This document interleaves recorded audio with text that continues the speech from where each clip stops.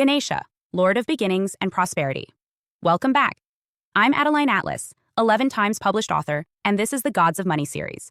In the crowded landscape of Indian deities, few are as instantly recognizable as Ganesha. With his elephant head, rounded belly, and benevolent smile, Ganesha is the god whose image greets devotees at doorways, marketplaces, schools, and temples across the subcontinent and beyond. He is invoked before any major endeavor, whether starting a business, building a home, or embarking on a journey. His role as the remover of obstacles makes him essential for beginnings, and in this capacity, he has become inseparably tied to prosperity, trade, and worldly success. Ganesha is not only a deity of piety, but of pragmatism. Where Lakshmi embodies abundance and beauty, Ganesha ensures access. He is the gatekeeper who clears paths and grants passage. For merchants, artisans, and rulers alike, his blessing is the difference between blocked endeavors and flourishing enterprises. Understanding Ganesha means understanding how ancient India conceptualized fortune as not only a matter of wealth itself, but of whether obstacles allowed wealth to flow at all. Origins and mythic birth. The stories of Ganesha's birth vary, but one of the most famous versions comes from the Shiva Purana. Parvati, consort of Shiva, created Ganesha out of the turmeric paste she used to clean her body. She formed a boy, breathed life into him, and set him as guard while she bathed. When Shiva returned and attempted to enter, Ganesha, not recognizing him, blocked his way. Enraged, Shiva struck off the boy's head. Parvati's grief shook heaven and earth, and to appease her, Shiva restored the boy to life, this time with the head of an elephant, the first living being his followers could find. Thus Ganesha was reborn as the child of Shiva and Parvati, reconciled in both divine and animal form. This story establishes his role as guardian and gatekeeper. Born to stand watch at a threshold, Ganesha has remained the deity of thresholds ever since. Doorways, beginnings, and ventures. His elephant head further symbolizes wisdom, memory, and the ability to remove obstacles, for elephants clear paths through forests as naturally as humans clear roads. Iconography and symbolism. Every feature of Ganesha's form communicates his attributes. The elephant head conveys strength, intelligence, and the power to remove barriers. His large ears symbolize attentiveness, his small eyes concentration, his curved trunk adaptability, and his tusks, one whole, one broken, the paradox of wisdom born of imperfection. Ganesha is often depicted with 4 arms. In his hands, he carries various objects: a noose, to capture difficulties, an axe, to cut attachments, sweets, modaka, signifying rewards, and his broken tusk, a symbol of sacrifice and the tool with which he wrote the epic Mahabharata. At his feet sits a mouse, his vehicle, Vahana. The mouse, tiny compared to the god, represents both the ability to penetrate any space and the dangers of unchecked desire. Together, elephant and mouse form a balance, great strength guided by small precision. For traders and business people, this imagery was particularly resonant. Ganesha was not only a god of learning, but of negotiation, commerce, and calculation. His presence meant contracts would be fair, ventures would succeed, and obstacles, whether material or interpersonal, would be resolved. Ganesha and prosperity. While not strictly a god of money in the way Lakshmi or Kubera are, Ganesha is intimately tied to prosperity. His role as Vignaharta, the remover of obstacles, naturally extends to wealth, since obstacles are often the main barrier to financial success.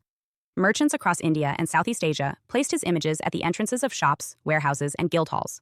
To this day, business ledgers are opened with his invocation during festivals like Diwali, alongside Lakshmi.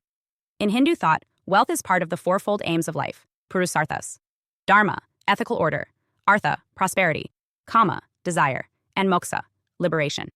Ganesha presides especially over the pursuit of Artha.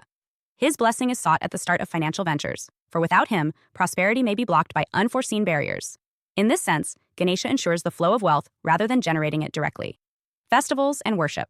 The grandest celebration of Ganesha is Ganesh Chaturthi, held annually with immense devotion, especially in Maharashtra.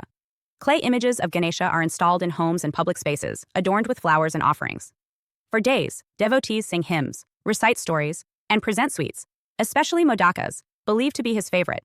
At the festival's conclusion, the images are immersed in rivers or seas, symbolizing the cycle of creation and dissolution. For traders, artisans, and business owners, Ganesh Chaturthi has long marked the auspicious start of commercial activity.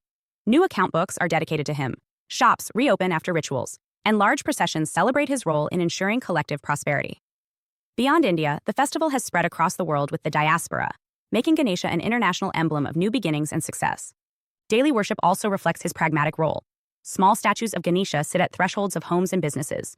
Students pray to him before examinations, merchants before opening shops, travelers before departing. He is not a remote god, but an accessible, everyday companion, embodying the practical need for smooth beginnings. Ganesha in literature and culture. Texts from the Mahabharata to the Puranas expand on Ganesha's attributes. In one celebrated story, Vyasa dictated the Mahabharata to Ganesha, who wrote it with his broken tusk, demonstrating his association with learning, wisdom, and the recording of knowledge. This role linked him to scribes, accountants, and by extension, financial record keepers. In a world where commerce depended on accurate records, Ganesha became a divine accountant. In folk traditions, Ganesha is known for his humor and wit. Stories tell of his cleverness in competitions, such as when he won a race around the world by circling his parents, arguing that they themselves embodied the entire universe. These tales reinforced his reputation for intelligence and strategic thinking, qualities vital in trade and negotiation. Spread beyond India. As Indian culture spread through trade routes into Southeast Asia, so too did Ganesha. He appears in ancient temples of Cambodia, Thailand, Indonesia, and Nepal.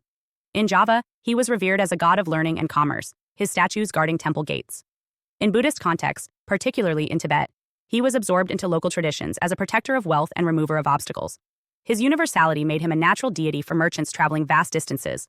Wherever they went, they carried his image, ensuring prosperity across cultural frontiers.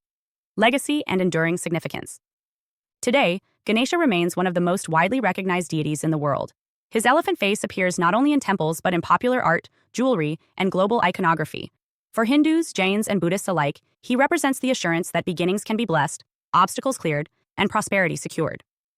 What sets Ganesha apart among gods of money is that he does not embody wealth directly, but rather the conditions that make wealth possible. He is the god of smooth starts, of wise strategy, of negotiated success. Without him, ventures stumble. With him, they proceed. In this way, he represents the structural side of prosperity. Wealth as a path that must first be cleared. Ganesha's enduring popularity comes from this universality. Everyone faces obstacles, everyone begins new journeys, everyone desires prosperity. In Ganesha, the ancient imagination found a figure who could be invoked by all, across caste, profession, and geography. His elephant head and gentle smile signal that wealth is not only about acquisition, but about access, the ability to move forward without hindrance, with wisdom and grace. Welcome back. I'm Adeline Atlas, 11 times published author, and this is the Manifestation series, where we don't just talk about manifesting, we master it. Because let's be honest, manifestation has been watered down, reduced to vague quotes, mood boards, and empty promises. But you didn't come here to wish. You came here to build a reality that hits different. A reality that responds to your frequency, your language, your alignment, and your decision to stop playing small. This series is not fluff. It's physics, frequency, and fierce creative power. Inside the Manifestation series, you're going to learn how to collapse timelines, shift identities, and speak worlds into existence, just like the greatest minds in history. This isn't just about being positive. This is about being powerful. Here's what you unlock inside. Vision to Reality, the Vision Board course. You've heard about vision boards, but you've never done them like this. This is a full energetic ritual, a precision-coded map for your subconscious, designed to bridge image, frequency, and strategy. It's not arts and crafts. It's blueprinting your future in visual form and turning it into matter. Time, quantum timelines, and why time isn't real. Manifestation doesn't take time. It takes alignment. In this module, I'll show you how time is just a mirror of energy and how to collapse timelines using choice, clarity, and vibration. Past, present, future, they're happening now. And when you know how to navigate time quantum style, you stop waiting and start receiving. Quantum jumping, instantly up level. Your next level life isn't years away. It's one decision away. In this training, you'll learn how to quantum jump, how to shift into a version of you that already has what you desire. This isn't fantasy. It's how high-performance creators, athletes, and spiritual masters leap beyond limits. Jump now. Land in power. Every word. The power of affirmations and spoken language. Words build worlds. In this course, I show you how to use affirmations like spell work, not just repeating empty mantras, but speaking with vibration, intention, and spiritual force. If you've ever felt like affirmations don't work, this will change everything. You'll learn to command your field, not just request from it. The greats, learning from the most exceptional minds in history. We're not the first to master this. In this legendary module, we decode the techniques, habits, and quantum genius of the world's most powerful manifestors, from ancient sages to modern icons. You'll learn how to think like the greats, move like the greats, and manifest like the greats. This isn't another feel-good series. This is a spiritual weapon, disguised as a manifestation course. It's made for leaders, cycle breakers, visionaries, and soul builders. You don't need another wish list. You need a system that teaches you how to bend reality. This is that system. So if you're ready to stop playing with potential and start creating results, welcome to your next level. The manifestation series is open now. You know what to do. Let's build what they said was impossible and make it inevitable.